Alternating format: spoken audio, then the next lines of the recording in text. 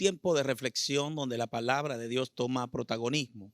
Y queremos compartir con ustedes esta experiencia transformadora que tiene que ver con la salvación que Dios ha hecho posible en nosotros. Y por eso el tema que enfoco es la salvación en tiempos de reconciliación. Y creo que ese elemento de acercamiento de una palabra viviente que penetra nuestro espíritu y comienza a producir cambios transformacionales en nosotros es sumamente importante comprenderla para poder entonces asumir la actitud correcta ante un mundo demandante. Así que quiero orar contigo después de leer la palabra de Dios que se encuentra en 2 Corintios capítulo 5, donde hablamos específicamente de la importancia de volver nuestro corazón a Cristo. Así que leemos la palabra 2 Corintios capítulo 5, verso 1 en adelante. Y dice la palabra de Dios: porque sabemos que si nuestra morada terrestre, este tabernáculo, se deshiciere, tenemos de Dios un edificio, una casa no hecha de manos, eterna en los cielos.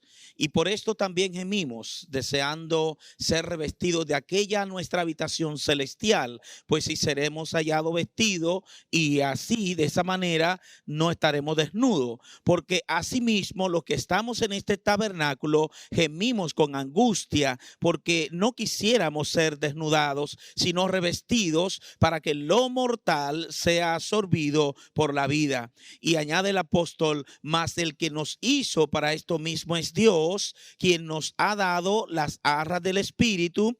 Así que vivimos confiados siempre, sabiendo que entre tanto que estamos en el cuerpo, estamos ausentes del Señor.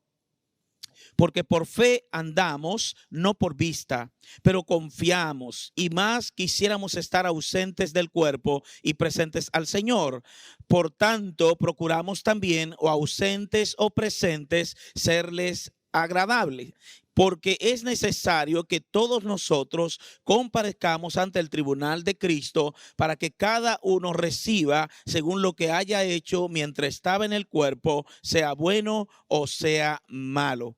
Estas palabras leídas de las Escrituras nos invitan a orar a nuestro Padre Celestial, pidiendo para que esta palabra produzca beneficios poderosos en nuestras vidas. Oremos. Padre, te damos gracias por esta oportunidad que desde los hogares nosotros asumimos el reto de oírla con fe, creyendo, Señor, que esta palabra que está encapsulada y que viene a nuestro espíritu produce ese impacto de transformación. Te rogamos para que hable a nuestras vidas y que seamos llenos de esa plenitud en Cristo, para que vivamos obedientemente haciendo las cosas de acuerdo a tu soberana voluntad. Muchas gracias, Señor. En tus manos nos encomendamos en el nombre poderoso de Cristo Jesús. Amén y amén. Hablamos aquí exactamente en este contexto de un ministerio basado en el amor. Esa es la clave importante en la cual el apóstol comienza a introducirnos la experiencia en la cual nosotros cada día nos enfrentamos. Pero dentro de esto, para el apóstol Pablo, la vida en Cristo tiene enormes privilegios, pero también tiene grandes responsabilidades. Así que todo lo que tú haces y lo que yo hago está acompañado por ese elemento de amor que Dios ha injertado en nosotros por su Espíritu, y lo hacemos basado en ese amor, porque este amor ha sido derramado en nuestras vidas. Así que si tú tienes el amor de Dios, manifiestas ese amor porque se hace parte inherente de esa nueva naturaleza que Dios ha colocado en Cristo. Como dice el mismo apóstol en el contexto, en el capítulo 4, verso 1 declara: por lo cual, teniendo nosotros este ministerio, según la misericordia que hemos recibido, no desmayamos. Antes bien, renunciamos al oculto y vergonzoso, no andando con astucia ni adulterando la palabra de Dios, sino por la manifestación de la verdad, recomendándonos a toda conciencia humana delante de Dios. Y esta es la realidad. realidad, en nuestra nueva vida en Cristo, nosotros estamos llamados a permanecer firme, haciendo de esta realidad un acto tan puntual que cuando nos encontremos en las adversidades y en las ofertas del mundo, nosotros podamos decididamente tomar una decisión consciente de la naturaleza que nos gobierna. Por lo tanto, si estamos en Cristo, esta nueva naturaleza producirá en ti y en mí todo aquello que necesitamos para poder tener la fortaleza y decirle que no a la carne, a las inclinaciones pecaminosas por nuestro producto producido por los hábitos en la vida. Así que nuestros hábitos enraizados en el pecado tienen que ser desinstalados, desmontados, producto de lo que Dios está produciendo en nuestro ser. Así que el apóstol nos acerca a nosotros a considerar lo siguiente, y es el hecho de confrontar nuestros hábitos pecaminosos. Pero para poder confrontarlo, tenemos que poner al desnudo nuestras motivaciones, porque a veces nosotros no nos damos cuenta, pero Dios, que mira y pesa el interior de nuestro corazón, se da cuenta de que en realidad nuestras motivaciones podrían estar siendo no certeras al momento de producirse. Y es que nuestras motivaciones tienen que estar sujetas a los principios eternos de la palabra. Si yo soy un hijo de Dios, entonces mi motivación será cómo agradar a Él. Y por lo tanto, en esta realidad nosotros sabemos de que vivimos una condición especial donde somos llamados y retados a ser fieles a Él por encima de nuestros propios deseos. Por lo tanto, no es solamente renunciar a lo oculto y vergonzoso, sino también evitar adulterar la palabra de Dios. ¿Por qué? Porque nosotros sabemos que muchas veces jugamos tanto con el pecado que utilizamos la palabra para disfrazar nuestras motivaciones erróneas y una intención marcada en ser desobedientes a Dios.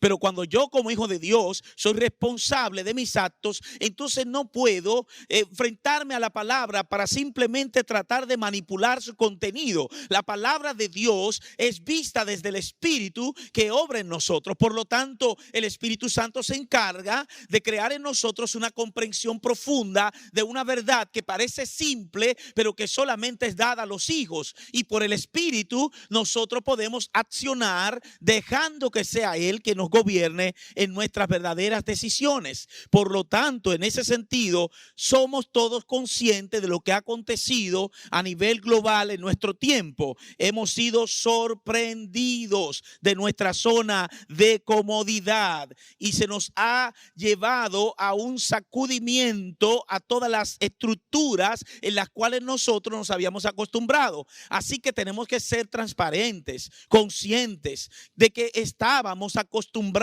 a una manera vana de vivir la vida de fe. Nos acostumbramos a esa atmósfera de religiosidad y instalado en la religiosidad pretendimos llenar los estamentos y códigos humanos sin darnos cuenta que el interior de nuestro corazón tenía que estar conectado con Dios. Y todo lo que ha acontecido en la tierra, todo lo que ha pasado, las vicisitudes que vivimos, tiene que verse desde esa perspectiva. Por lo tanto, se nos ha llevado al punto de tener que reinventarnos. Y esa parte es sumamente importante, porque las máscaras religiosas son desinstaladas por mentalidades irredentas. Eso quiere decir que nos forzaron a nosotros a que toda la estructura donde nos montamos en nuestro camino de religiosidad fuera totalmente removida por una estructura de mentalidades oscuras que simplemente pretendieron hacer un mal, pero que en realidad Dios está moviendo el fundamento de la iglesia de Cristo para que en este tiempo tú y yo nos levantemos en su nombre y podamos vivir sobre lo natural, para que sepamos y todo el mundo entienda que solo en Dios está el verdadero sostenimiento de nuestras vidas. Y a la luz de esa verdad, entonces, nos damos cuenta de que en ese sentido descubrimos que no estábamos listos para lo que vino, pero tampoco estaremos listos para lo que vendrá. Y eso es importante, Porque muchas personas hoy en día todavía no han despertado de su sueño religioso y camuflajeado de la vida de fe. Por lo tanto, muchas personas que no han despertado están atrapados en sus hábitos pecaminosos y volvieron de nuevo a su zona de comodidad. Quiero ser honesto y decirte con sinceridad, todos vivimos un proceso donde nos enfrentamos a las luchas. Todos vivimos un proceso donde de verdad que no nos sentimos tan cómodos en un mundo que cada día nos bombardea con diferentes cosas en escenarios distintos. Pero en medio de todo eso hay que reconocer que el pecado no puede seguir siendo el eje central de nuestro mover. No podemos dejar que la vida misma se convierta en una realidad que nos empuja a pecar, porque el que sabe hacer lo bueno y no lo hace, le es pecado. Está computado como tal porque se abstuvo de hacer lo que ya Dios le había comisionado. Señores, estamos en un punto crítico de la historia de la humanidad y estamos llamados exactamente a que despertemos y regresemos a nuestro primer amor.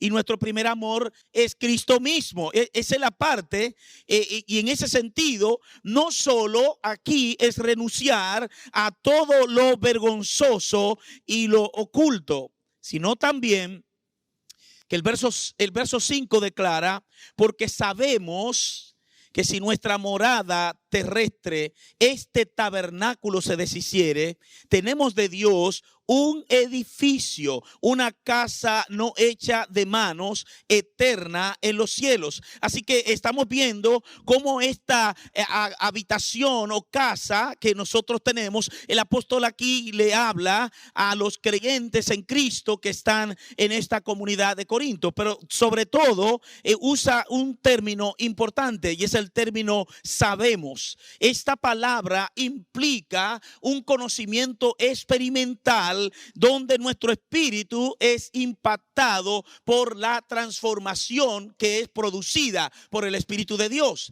Así que de repente el saber aquí es una experiencia interna que ocurre solamente en los verdaderos hijos. Un hijo de Dios que entiende que Dios está obrando en él, entonces se preparará para comenzar a vivir en este verdadero sentido donde la vida cobra color y donde comenzamos a entender el por qué fuimos traídos a este mundo. Sabe que cada persona en algún momento de su vida tendrá dificultades para poder asumir ciertas posiciones o actitudes. Pero la palabra nos enseña que es importante para un creyente, si voy a usar el término creyente, entender la naturaleza que por dentro está produciendo cambios. Y eso lo encontramos en Romanos capítulo 8, verso 16, donde declara: el Espíritu mismo da testimonio a nuestro espíritu de que somos hijos de Dios. Así que Pablo presenta el cuerpo como la morada o tabernáculo donde Dios mismo por su espíritu está morando, y nos declara que este cuerpo exactamente es un cuerpo temporal. Sí, ciertamente es un cuerpo temporal. Por lo tanto, si este cuerpo que nosotros tenemos no es un cuerpo para permanecer para siempre, lo temporal no puede definir lo que nosotros estamos llamados a hacer, porque estamos llamados a vivir para la eternidad. Por lo tanto, el cuerpo mismo no debe de ser tan amado como que nosotros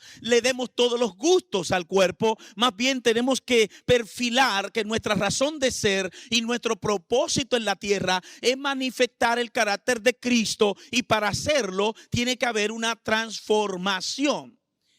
Y el apóstol Pablo, en esta parte magistralmente, nos enseña a nosotros que tenemos algo mucho más grande que nos ha habilitado para la eternidad. Así que en el versículo 2 encontramos del capítulo 5: y por esto también gemimos, dice el apóstol, gemimos deseando ser revestidos de aquella nuestra habitación celestial. Este gemir que el apóstol presenta es producido por el Espíritu Santo en nosotros. De hecho, no es un gemir de nosotros mismos, es un gemir de lo que está dentro de nosotros, que nos empuja de alguna manera para traer en nosotros entonces ese cambio que se evidencie aquí en el presente y se anticipe y se prepare para lo glorioso que nos espera en el futuro. Por lo tanto, el Espíritu Santo que produce esto no solamente lo hace, sino que también nos consuela. El Espíritu Santo nos reprende, el Espíritu Santo nos anima, nos fortalece y nos guía a toda verdad. El Espíritu Santo nos reprende de tal manera que nosotros tenemos que sentir el impacto de aquello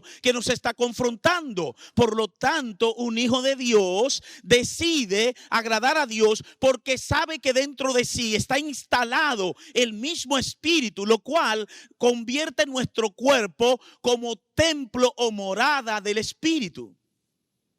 Y esto se hace más complicado a la hora de pensar en lo que representa la vida en el Espíritu. Porque si el Espíritu es quien nos fortalece en los momentos cuando vamos a desfallecer, y la naturaleza de Cristo en nosotros produce ese fervor apasionado, como dice él, deseando ser revestido. Y esta palabra me llama mucho la atención porque habla de un impulso para ser transformado. Este deseo, que es la palabra celo, no es el celo que podríamos señalar como pecaminoso, sino un celo santo, un celo producido para poder tener el empuje, para tener la fuerza de seguir haciendo cambios. Y yo quiero parar aquí para preguntarte a ti que estás escuchando este mensaje: ¿cuántas veces en algún momento de nuestra vida no hemos cometido un mal, hemos fallado delante del Señor, hemos cometido pecado y hemos sentido el dolor después de haberlo cometido? No sé, pero explicando un poquito este sentido práctico, como un hijo de Dios que soy igual que tú, quiero señalar el hecho de que muchas veces nos sentimos tan movidos, inflados a cometer el pecado y sentimos como que algo nos mueve. Y cuando lo cometemos, nos sentimos solos y abandonados. Sentimos que lo que nos empujó a pecar ya no está. Y de repente está solamente la soledad, el vacío, el saber que no logramos cumplir el estándar divino, sino que dejamos que nuestras pasiones y quizá una información sutil del enemigo nos haya inducido una vez más a pecar. Por lo tanto, en esa realidad nos afligimos, nos sentimos entristecidos, pero un hijo de Dios no entra en el territorio donde realmente quedaría atrapado, que es exactamente el remordimiento. Un hijo de Dios no entra al remordimiento. Un hijo de Dios pasa al proceso de arrepentimiento porque descubre que lo que hizo es opuesto completamente a su padre. Y eso es importante aquí porque la transformación que ocurre en nosotros ocurre desde la mente, pero está instalada en nuestro interior. Y el verso 3 declara: pues así seremos hallados vestidos y no desnudos. Porque asimismo, los que estamos en este tabernáculo gemimos con angustia. Miren lo que está diciendo aquí. Porque no quisiéramos ser desnudados, por supuesto que no, sino revestidos para que lo mortal sea absorbido por la vida. ¡Wow! Me llama mucho la atención esta porción, porque el autor está hablando de su propio interior, y así debemos de predicar cuando nos apasionamos por una palabra, no porque queremos impartirla a alguien, es porque la estamos viviendo por dentro. Es una palabra que nos comprometimos, es una palabra que está cortando también nuestro espíritu, es una palabra que comienza a producir primero en nosotros la confrontación para que podamos entonces hablar desde la perspectiva de las tomas de decisiones. Por lo tanto, el autor nos enseña que el poder indestructible de esa vida de Cristo impartida en nosotros nos produce un gemir profundo para ser agradables a Dios. Pero este gemido no solamente es un gemido cualquiera, es un gemido profundo que aún implica la intención dolorosa de querer ver la obra de Dios manifestada en nuestra vida. Por lo tanto, si la obra de Dios está manifestada en nuestra vida, si hacemos que las cosas caminen de acuerdo al diseño y propósito de Dios, estamos llamados entonces a concentrarnos, a hacer la voluntad de Dios, a vivir de acuerdo al diseño divino, permitiendo que todo lo que hagamos realmente lo hagamos conforme conforme al estándar de Cristo. Por lo tanto, tú y yo estamos llamados a revisar qué está aconteciendo en nuestras vidas. Porque si lo que acontece en nuestras vidas nos está apagando, nos está golpeando, nos está ensuciando espiritualmente, nos está contaminando en todo el sentido de la palabra, si estamos evidenciando una naturaleza, digamos, deforme, una manera incorrecta de mostrar a Cristo, entonces es el día para poder regresarnos a Dios y en ese acto reconciliatorio con Él manifestar su bondad para con nosotros, siendo agradecidos con Él. Y me llama mucho la atención porque el texto bíblico nos lleva a entender este concepto del celo que debemos de sentir, ese deseo profundo. Y cuando hablamos de ese deseo, quizá pensamos, y vamos a verlo de esta manera, en el celo de Dios. Implica que si Dios es celoso es porque es un Dios santo y Él no puede tolerar a aquellos que atentan contra su honor y tampoco va a permitir que desvíen de sí a aquellos que Él ama. Por lo tanto, tú estás bajo esa realidad donde Dios te conduce a un proceso. Nada de lo que acontezca en tu vida pasará el Señor por alto. Todo Él lo tiene reservado para un proceso donde las circunstancias se convertirán en instrumentos de bisturí para cortar, para eliminar y para desarraigar todo aquello que tiene que ser desinstalado. Excelente esta verdad. Porque Pablo habla de no ser desnudados a causa del pecado deliberado, sino que tiene un deseo ardiente. Pablo habla de poder caminar tanto que nuestra forma de vivir no se acomode tanto a la vida pecaminosa que podamos diluir la esencia misma de lo que portamos por dentro. Un hijo de Dios tiene que sentarse, reflexionar, madurar, y para poder madurar tiene que hacer morir lo terrenal. La madurez espiritual en la vida en Cristo no consiste en el conocimiento de las letras, porque eso lo hicieron los fariseos y no le funcionó. La letra en sí, dice la palabra, mata, pero el amor que está en ti instalado y que da testimonio de que tú eres de Dios es lo único que te va a edificar. Así que todo lo que hagamos de palabra o de hecho lo hacemos como para el Señor y no para los hombres. Nos enfocamos a vivir en esa realidad espiritual, entendiendo que el Dios que nos ha traído a su gracia tiene un propósito que va más allá de nuestras intenciones.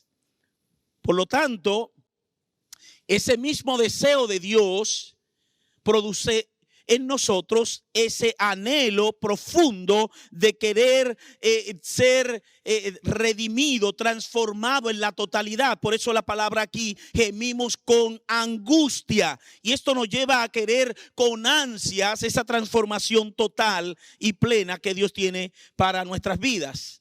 Y vea conmigo cómo el versículo 5 y 6 nos recogen algunas verdades importantes para poder entender lo que está aconteciendo en nuestra vida. El versículo 5 habla de que Dios es quien nos ha dado las arras del Espíritu, así que vivimos confiados siempre.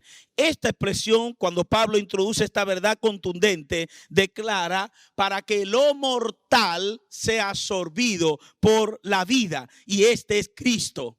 Es lo mortal que absorberá la vida en un momento determinado para que esta que es mortal pase ahora a un escenario de transformación profunda que traerá como consecuencia la inmortalidad. Así que déjame pensar un rato, espérate un momento. Quiere decir entonces que el mundo que está estructurado y está moviéndose de acuerdo a propósitos que quizás ciertamente no son propósitos divinos en el plano de la bondad, del amor, de la misericordia y del propósito de redimir al ser humano. El mundo camina y va hacia el despeñadero, va hacia la destrucción, pero la palabra nos enseña que debemos poner nuestra mirada en Cristo, ser objetivos en todas las cosas que hacemos. No te dejes arrastrar por las ofertas baratas del mundo, que son simplemente espejismos que traerán en tu carne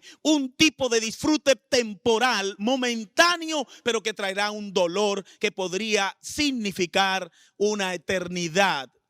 Por eso es importante que los hijos de Dios que están en el Espíritu, que han sido redimidos y que están sellados, como dice esta palabra, por las arras del Espíritu. Así que la garantía de nuestra posesión adquirida está basada en las arras del Espíritu. ¿Y qué es las arras del Espíritu? Exactamente es eso, es una garantía. Si puedo explicarlo mejor, este sello se utilizaba en un sentido legal para indicar una primera cuota, un anticipo de un propósito, de una promesa que había sido acordada legalmente. Así que si ese es el anticipo, es lo que Dios nos da como garantía. Él está certificando con un sello que es inviolable para que todo aquel que en él cree no se pierda, mas tenga vida a nivel de toda la eternidad. Gloria a Dios por eso.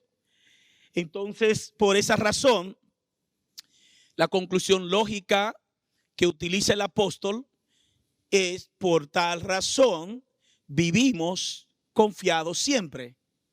Ok, entonces hablemos un poquito de la confianza en Dios, porque creo que con lo que ha acontecido en este tiempo y la campaña masiva de un término que no tiene nada que ver con el porcentaje real del impacto, y aunque nosotros no lo queramos ver, esto es un estudio donde la ingeniería social está siendo más activa que cualquier otra cosa, donde en un estudio se está trabajando con el tema del miedo, el tema que tiene que ver también con la incertidumbre y la distanciación de los seres humanos. En medio de todo esto, cuando vas a las estadísticas, comprenderás que hay una situación trucada con relación a los actos anteriores de las cosas que acontecían con relación a los asuntos que tenían que ver con el mismo tema. Por lo tanto, si usted va a los números, descubrirá 2019, 2018, 2017 y se dará cuenta que posiblemente aquí hay una situación de fondo y una dinámica incorrecta en el abordaje.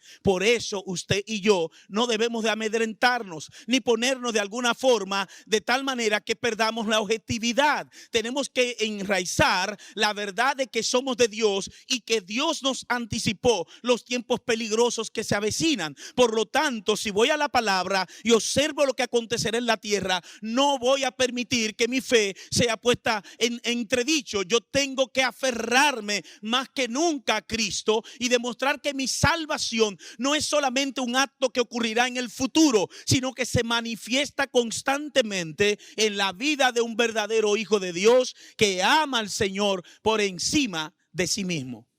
Wow, excelente. Esto quiere decir entonces, amados hermanos, que no confundamos estar confiados con estar distraídos. Una persona que vive en la distracción automáticamente pierde su genuino enfoque. Por eso, si tú eres distraído y si las propagandas te distraen de la realidad de lo que está aconteciendo debajo, entonces volverás a ser sorprendido. Y te puedo garantizar que la próxima sorpresa será tan terrible, mucho más peor que la que tú creíste que habías vivido. Por lo tanto, anticípate a pensar que Dios ya nos habló por la palabra de los tiempos finales que nos ha tocado vivir. Por lo tanto, aférrate a Cristo, toma la palabra en serio y comienza a encarnar esa palabra viviente que por el Espíritu fue asignada a tu vida. El Espíritu Santo de Dios que está en ti ahora redarguye, reprende, exhorta, anima por una palabra viviente que debe estar investida en tu naturaleza. Por eso el autor en el verso 7 declara: porque por fe andamos, no por vista. De eso se trata todo, señores. Entendiendo que las cosas que no se ven son las cosas que pertenecen a la eternidad. Las que se ven son pasajeras y son distractoras. Por lo tanto, yo no puedo enfocarme en lo que estoy viendo o lo que mi piel está sintiendo, sino más bien que debo aferrarme a la realidad interior de que en Cristo estoy firme y en Él soy más que un vencedor. Esta es la parte. Y lo dice también en el capítulo 4 de 2 Corintios, verso 18, acompáñeme. En el verso 18 dice: no mirando nosotros las cosas que se ven, sino las que no se ven. Pues las cosas que se ven son temporales, pero las que no se ven son eternas. Entonces es enfocarnos en lo que tiene sentido y valor para Dios. Esto implicará renunciar a la contaminación de la carne y de espíritu. Toda contaminación tiene que ser desinstalada. Por lo tanto, este es el tiempo de volvernos a Dios, y devolvernos significa una genuina experiencia de transformación reconciliatoria. Pedimos perdón a Dios por habernos apartado de su diseño, y pedimos a Dios que nos ayude ahora en su fortaleza por el Espíritu a asumir el reto que tenemos por delante. Puesto los ojos en Jesús. Y esto es evitar continuar entretenidos por el teatro montado por las mentes oscuras que gobiernan. Este es el momento de decirle al diablo que él no tiene parte ni suerte con nosotros. Este es el momento de decirle al mundo que en Cristo está la verdadera y única esperanza para la vida de ellos. Este es el momento de levantarnos y evitar continuar dejándonos ser arrastrados por un sistema de personas que no alcanzan el estándar de Dios, porque están vacíos y sin esperanza en el mundo. Por lo tanto, es mantenernos firmes a pesar de sentir que los eventos de las tinieblas arrecian. Y ciertamente voy a explicar esta parte que es sumamente importante. Recuerdo con mucha viveza la experiencia de haber visto el texto bíblico concerniente a aquel momento crucial cuando Jesús estaba con sus discípulos en el monte. Y había llegado la hora, declara la palabra, para que el Hijo del Hombre sea entregado. Había llegado la hora crucial cuando la Biblia señala que una multitud de personas con un consejo diabólico entramado se habían propuesto matarlo. Y muchas veces habían intentado asesinarlo, pero no pudieron por causa de la multitud. Pero ellos llegaron a un lugar donde uno de aquellos que se llamaba discípulo, seguidor de Cristo, le había entregado en secreto. Y cuando estas personas llegaron con palos y armas y llegaron a la persona de Cristo, su intención era matarle, era evitar el propósito de la cruz, era eliminar a aquel que el enemigo le temblaba todo su ser cuando lo imaginaba. Pero Jesucristo dijo: oren y velen para que no entren en tentación. Oren, manténganse en conexión con su Padre. En los momentos cruciales, hagan de sus vidas una vida de dependencia absoluta del Padre, que tiene todo bajo control en la persona del Hijo, a quien ha entregado toda potestad en los cielos y en la tierra. Por lo tanto, en ese sentido, recuerdo esa palabra que Jesús dijo, que había llegado el momento en que las tinieblas iban a actuar. Dese cuenta que todo lo tramado llevó a un juicio ilegal. Dentro de toda la estructura de cómo se elaboraban y se diseñaban los juicios en el sistema judicial, todo fue violentado. En el sistema religioso, todo fue violentado. En el sistema, digamos, de sacerdocio, todo fue completamente también violentado. Por lo tanto, era un juicio ilegal, injusto, como el mundo de alguna manera también lo ha promovido. Pero en medio de todo Jesús dijo: tranquilo, ha llegado la hora del enemigo, de las tinieblas, se está moviendo las tinieblas. Este es el tiempo donde las tinieblas ahora han cobrado fuerza. Es el tiempo donde se avecina posiblemente un hecatombe en menos de 10 años. Este es el tiempo de levantarnos y, como hijos de Dios, por el Espíritu, comenzar a asumir los cambios primero en nosotros. Porque no podemos demandarle a un mundo irredento que haga cosas para Dios cuando nosotros no hemos pagado el precio de ser llamados verdaderos hijos del Rey de Reyes, del Señor de todos los señores.